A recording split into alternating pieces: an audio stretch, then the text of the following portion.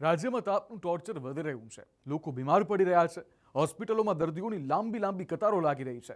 પરંતુ સરકારી વ્યવસ્થા એવી છે કે હોસ્પિટલમાં ગયેલો બીમાર માણસ સાજો થવાના બદલે પોતાનું માથું ફૂટાવા લાગે છે કે હું અહીંયા ક્યાં આવ્યો, અને પહેલા તો હોસ્પિટલમાં ડોક્ટર ન હોય, અને હોય તો તે એવી દાદાગીરી કરે જાણે લુખ્ખો હોય. જી હા, આવું અમે નથી કહી રહ્યા.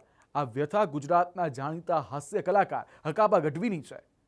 એમને તો ત્યાં સુધી કહી દીધું કે સરકારને ખ્યાલ જ નથી કે હોસ્પિટલમાં શું ચાલે છે. એટલો ખરાબ અનુભવ મને સિવિલ હોસ્પિટલનો થયો છે.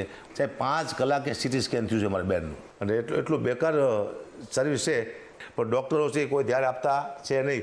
આખા ગુજરાતને પોતાની આગવી શૈલીથી હસાવનારા હકાબા ગઢવી આજે પોતે હતાશ છે. તેમની હતાશા પાછળનું કારણ છે તેમને હોસ્પિટલમાં થયેલો કડવો અનુભવ. જાણીતા હાસ્ય કલાકાર હકાબા ગઢવીની બહેનનો અકસ્માત થતા તેમને સારવાર અર્થે રાજકોટની સિવિલ હોસ્પિટલમાં દાખલ કરવામાં આવ્યા હતા. જેની જાણ થતા હકાબા ગઢવી પણ રાજકોટ સિવિલ હોસ્પિટલ દોડી આવ્યા, પરંતુ હોસ્પિટલમાં સારવાર માટે વિલંબ થયો. છેવટે તેમણે પોતાના બહેનની સારવાર ખાનગી હોસ્પિટલમાં કરાવી. હકાબા ગઢવી આરોપ લગાવ્યો કે સિવિલમાં સીટી સ્કેન કરાવતા તેમને 5 કલાક થઈ ગયા, અને હોસ્પિટલના ડોક્ટર જાણે રસ્તા પર લુખ્ખાઓ હોય તેમ તેની સાથે વાત કરતા હતા. પણ સાહેબ એટલું ખરાબ અનુભવ મને સિવિલ હોસ્પિટલનો થયો છે. હું આપ સૌને કહું છું, સરકાર પૂરું ધ્યાન આપે છે, પણ અંદર હોસ્પિટલવાળા કોઈ ડૉક્ટર ધ્યાન નથી આપતા. સરકાર પૂરી દવા આપે છે, હોસ્પિટલવાળા નથી આપતા. તમામ ડૉક્ટરોની સુવિધા છે, જેટલી પ્રાઇવેટમાં ન એટલી સિવિલમાં હોસ્પિટલમાં સુવિધા આવ્યું છે, પણ કોઈ ધ્યાન આપ્યું નથી. સાહેબ 5 કલાકે સીટી સ્કેન થયું છે મારા બેનનું. 5 કલાકમાં માણસ મરી જાય. લાઈન હતી આમ 10-12 જણાની ખાટલાની. આપ સીસીટીવી કેમેરા છે, આપ જોઈ શકો છો અહીંયા જઈને તમે. લાઈન હતી આમ. એટલે મેં કીધું ભાઈ ફટાફટ આમ લઈ લો, સિરિયસ છે કીધું. તો એ લુખ્ખો વાત કરતો, મેં ડૉક્ટર મારી સાથે વાત કરતો હતો કે વારો આવે ત્યારે આવે, બાકી ન આવે તો બે જાઓ શાંતિથી કે. અને સાહેબ મેં એમ કીધું, હું એમને કીધું તમે મારો વારો પહેલાં લઈ લો એમ, પણ આમાં સિરિયસ કોણ છે એ તમે જરા જુઓ, એને તમે પહેલાં લો. કોઈ નહીં. 5 કલાકે સીટી સ્કેન થયું, 3 કલાકે તો ડૉક્ટર આવે છે. ડૉક્ટર મગજનો ડૉક્ટર હોય ને એ 3 કલાકે આવે છે. એટલે સરકારને કહું છું, હું અહીંથી આરોગ્ય મંત્રીને પણ કહું છું કે આપ ચોક્કસ ધ્યાન આપજો સિવિલ હોસ્પિટલમાં રાજકોટની, જેની માટે ગરીબ માણસો નભે છે. હકાબા ગઢવીએ તો ત્યાં સુધી કહ્યું કે મેં આના માટે એક મંત્રીને પણ ફોન કર્યો. મેં મારી ઓળખાણ આપી, તેમ છતાં મારી સાથે અણછાજતું વર્તન કરાયું.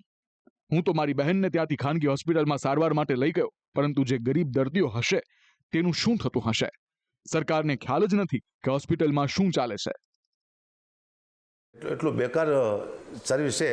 મેં નાના એક મંત્રીને પણ મેં ફોન કર્યો હતો. સાહેબ મંત્રીનું પણ માન આ લોકો રાખ્યું નથી, બિલકુલ માન નથી રાખ્યું. કોઈ ધ્યાન આપ્યું નહીં. મારી સાથે માણસો પણ સારા સારા હતા એમ, પણ કોઈ તમે આ સીસીટીવી કેમેરામાં જોઈ શકો છો. આપણને કડવો અનુભવ થયો છે. એને કરતાં પ્રાઇવેટમાં હું લઈ ગયો. મેં કીધું હાલો મારી પાસે 5 રૂપિયા છે, હું મદદ કરી શકીશ મારી બેનને, હું પ્રાઇવેટમાં લઈ જઈશ. પણ નાના માણસો ક્યાં જાય છે પ્રાઇવેટમાં? એનો મતલબ નાના માણસોને મરી જવાનું હોસ્પિટલમાં? આવી ખરાબમાં ખરાબ સેવા આપે છે આ સિવિલ હોસ્પિટલમાં. આપ ચોક્કસ આનું ધ્યાન આપજો. પહેલાં આ મારો ખરાબ અનુભવ છે જીવનમાં પહેલી વાર, કે નાના માણસ શું થતું ગરીબ માણસને. મને પહેલી વાર દયા આવી. મેં તો આ લોકો હકાબા નામ છે, એટલી ઓળખાણ છે, છતાંય મારું કામ ન થયું તો નાના માણસ થતું શું છે? એટલે ચોક્કસ સરકારને કહું છું, આપ ચોક્કસ એકવાર ધ્યાન આપજો. આપણને સરકારને કદાચ ખ્યાલ જ નથી. હકાબા ગઢવીના આક્ષેપ બાદ રાજકોટ સિવિલ હોસ્પિટલ તંત્રએ લૂલો બચાવ કરતા સારવાર કરનાર તબીબને આગળ ધરી દીધા, જેમણે સ્પષ્ટતા આપી કે મોડું થયું એ વાત સાચી છે, પણ મોડું બીજા દર્દીની સારવાર ચાલી રહી હતી એટલે થયું હતું. અમારી પાસે મિનિટ ટુ મિનિટના પુરાવા પણ છે. જે તે સમયે 11:20 આપણી પાસે આવ્યું ત્યારે ઓલરેડી આપણે ત્યાં અંડર એનેસ્થિશિયા અને અંડર કોન્ટ્રાસ્ટ અમુક પેશન્ટ પ્રિપેર થઈને કામ એમનું ચાલી રહ્યું હતું, સીટી સ્કેન ચાલી રહ્યું હતું. એટલે આપણે આ પેશન્ટને કીધું તમે જરાક વેઇટ કરો, કામ ચાલી રહ્યું છે, એનું પતે એટલે તમને લઈ લઈએ અંદર. 11:49 આપણે આ પેશન્ટને અંદર લીધું. આ સીસીટીવી ફૂટેજ છે આપણી પાસે. 20 આવ્યું, 11:20 આવ્યું અને 11:49 આપણે અંદર લીધું. અને એ પેશન્ટ અંદર હલતું હતું એટલે આપણે એમને 12 વાગે પાછા બહાર કાઢવા પડ્યા. પછી આપણે સીસીવાળા સાહેબને ફરીથી ફોન કર્યો અને એ લોકો આવ્યા એટલે અંડર એનેસ્થિશિયા આ પેશન્ટનું આપણે સ્કેન કર્યું. અને હજી તો પેશન્ટ એનેસ્થિશિયાની અસરમાંથી બહાર આવે, ભાનમાં આવે ત્યાં તો આપણે એમને રિપોર્ટ પણ આપી દીધો હતો. તો ડિલે એટલા માટે થયું હતું કેમ કે બીજા કોઈ ગરીબ દર્દીનું already under anaesthesia under contrast study ચાલી રહ્યો હતો.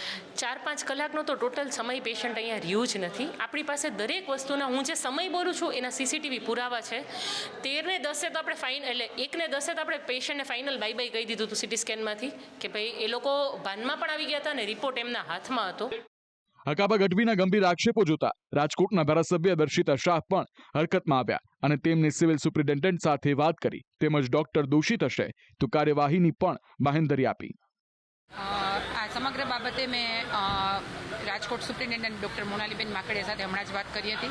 આ બાબતે લઈને કદાચ એવું બને કે સિટી સ્કેન કરવામાં થોડો વિલંબ થયો હોય અને સાચી વિગત અને સાચી હકીકત છે એની સંપૂર્ણ ન્યાયિક તપાસ કરવા માટે થઈને હમણાં જ મેં ડૉક્ટર મોનાલીબેન માકડિયા સાથે વાત કરેલ છે. મહત્વનું છે કે આ પહેલા પણ અનેકવાર રાજકોટ સિવિલ હોસ્પિટલ વિવાદમાં આવી ચૂકી છે. આ પહેલા રાજકોટ સિવિલ હોસ્પિટલમાં ઉંદરો ફરતાના વિડીયો સામે આવ્યા હતા, જે બાદ સિવિલમાં ઉંદર પકડ ઝુંબેશ હાથ ધરાઈ હતી. હકાબા ગઢવીએ કરેલી વાત તમામને ગળે ઉતરી રહી છે કે સરકારને ખ્યાલ જ નથી કે હોસ્પિટલોમાં શું ચાલી રહ્યું છે, કારણ કે રાજ્યની કેટલીક હોસ્પિટલો તો એવી છે જ્યાં સારવાર આપવા ડોક્ટરો જ નથી. બોટાદની સોનાવાલા હોસ્પિટલને સિવિલનો દરજ્જો મળ્યો છે, પરંતુ આ હોસ્પિટલમાં 24 કલાક માટે માત્ર એક જ કાયમી ડોક્ટર છે. હોસ્પિટલમાં ENT, સ્કિન સ્પેશિયાલિસ્ટ, સાયકાઇટ્રિસ્ટ અને ગાયનેક ડોક્ટર હંગામી અને કન્સલ્ટિંગ ધોરણે સેવા આપે છે. ડોક્ટરની અછતને કારણે દર્દીઓને લાંબી કતારોમાં રાહ જોવી પડે છે. સોનાવાલા હોસ્પિટલમાં હું મારા ઘરનાને લઈને આવ્યો છું. કોઈ ડૉક્ટર એટલા બધા હાજરમાં નથી ને કેસબારીમાં બહુ તકલીફ છે. કેસબારીમાં એક જ ભાઈ છે અને માણસો બહુ બધું બેઠું છે. બોટાદની અછત આ જિલ્લો તો બનાવ્યો છે બોટાદ, પણ જિલ્લા જેવું કોઈ હોસ્પિટલનું નામ જ નથી. અહીંયા કને ડૉક્ટરની કોઈ સુવિધા નથી, કોઈ ડૉક્ટર સર્જન નથી. માણસો મધ્યમ વર્ગના ગરીબ વર્ગના માણસો અહીંયા કને દવાખાને આવે છે. સોનોગ્રાફીના મશીન ચાલુ નથી. બીજા નંબરમાં કોઈ જાતની સુવિધા હરકી નથી. બાર પ્રશ્ન એવો કરે છે કે ડૉક્ટર દર્દી આવે એટલે ઇમરજન્સી હોય તો બહાર મોકલી દેવાના, અહીંયા કને કોઈ રાખતા જ નથી. ત્યાંના ડોક્ટરો પણ ખુદ સ્વીકારી રહ્યા છે કે હોસ્પિટલ પાસે ડોક્ટરો નથી.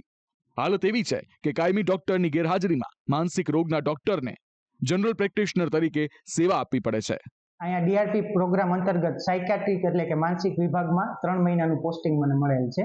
એ આપણા સુપ્રિન્ટેન્ડન્ટ સાહેબની રિક્વેસ્ટ હતી કે મેડમ કંઈક રજા ઉપર છે તો તમે જનરલ OPD તાવ શરદી ઉધરસવાળા જોઈ લો, બાકી રિફર બેક ફિઝિશિયન છે, ઓર્થો છે, જે તે વિભાગમાં રિફર કરી શકો છો. ડોક્ટરની જરૂર કરી છે, કેટલા ડોક્ટરની જરૂર છે? મને તો લાગે છે ડોક્ટરની જરૂરિયાત છે, પણ કેટલી છે એ ખ્યાલ નથી મને. સોનાવાલા હોસ્પિટલ ખાતે ખાલી હું એક ગાયનેક ડોક્ટર છું, તો OPD જોવી અને ત્યાં ઇમરજન્સી કોઈ અચાનક આવે તો એને હેન્ડલ કરવું થોડું મારા માટે અઘરું પડે.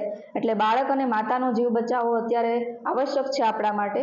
તો OPD વાળા દર્દીઓને આપણે એવું કહીએ છીએ કે ભાઈ હા, ઇમરજન્સી ના હોય તો તમે લોકો સોમવારે આવો, અથવા બીજો ડોક્ટર જો અહીંયા હોતે તો એવું થઈ શકે કે કોઈ ઇમરજન્સી આવે તો એક ડોક્ટર ઇમરજન્સી હેન્ડલ કરે અને બીજો ડોક્ટર છે તે OPD જોવે.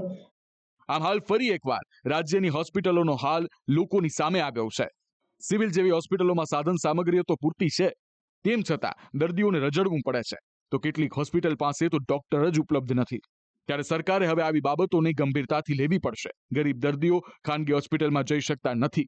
જો હકાબા ગઢવી જેવા કલાકારોને તંત્ર ગાંઠતું ન હોય તો તે ગરીબ દર્દીઓને કેટલી રજૂઆત કાને ધરતા હશે. બ્યુરો રિપોર્ટ, સંદેશ ન્યૂઝ.